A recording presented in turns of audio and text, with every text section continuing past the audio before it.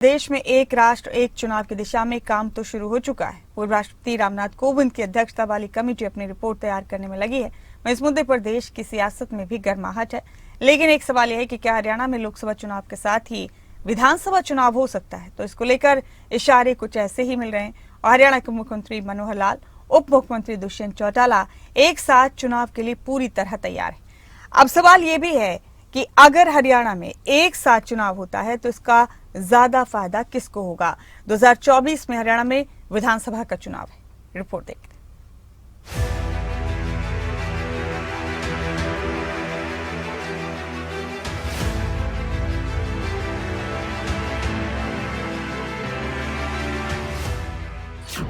क्या हरियाणा में होंगे एक साथ लोकसभा विधानसभा के चुनाव? क्या एक साथ चुनाव होने से बदल जाएंगे पार्टियों के समीकरण? एक साथ लोकसभा विधानसभा चुनाव के लिए तैयार हैं मनोहर लाल।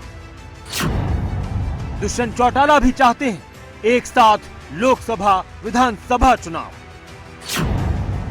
क्या विपक्ष भी एक साथ चुनाव के लिए है तैयार? एक तरफ देश में विकास, बेरोजगारी, महंगाई, गरीबी और किसानों का मुद्दा चुनाव से पहले और चुनाव के दौरान छाया रहता है, तो वहीं देश में एक साथ लोकसभा और विधानसभा चुनाव को लेकर भी माहौल गरमाया हुआ है। केंद्र सरकार की चाहत है कि देश में एक साथ ही लोकसभा और विधानसभा का चुनाव हो और इसके पीछे तर्क दिया जा रहा है कि इससे अलग अलग चुनाव पर खर्च होने वाले पैसों की बचत होगी और साथ ही चुनाव की वजह से विकास कार्यों पर जो प्रभाव पड़ता है उससे भी बचा जा सकता है।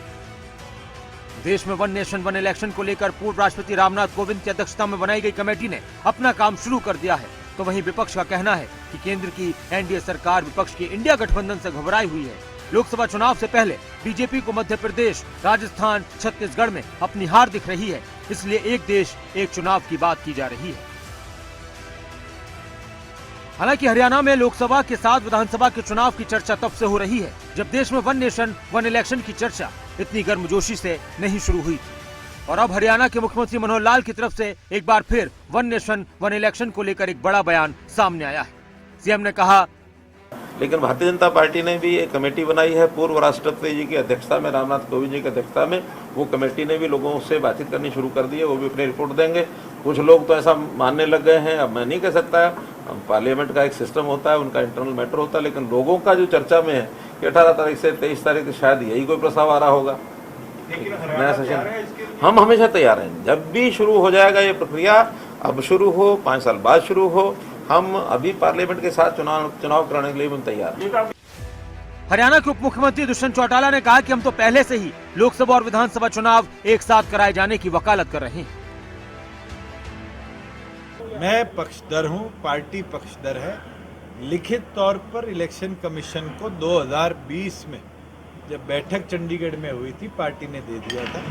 कमेटी तो अब बनी है। मैं ये मानता हूं कि ये एक बदलाव पॉजिटिव होगा, जिसमें गवर्नमेंट इंफ्रास्ट्रक्चर जो इतनी मशीनरी लगती है उसके पैसे की भी बचत होगी और पॉलिटिकल पार्टीज को भी जब 2-2 बार खर्चे करने पड़ते हैं, लोकसभा का अलग, विधानसभा का अलग, वो खर्चे भी कम होंगे। आम नागरिक पे भी इसका बर्डन, बारी बारी मास्टरों की ड्यूटियां लगनी है, पुलिस वाले दूसरे प्रदेशों में जा रहे हैं, जो हमारा एक्सचेकर का पैसा है वो बहुत बड़े बचेगा।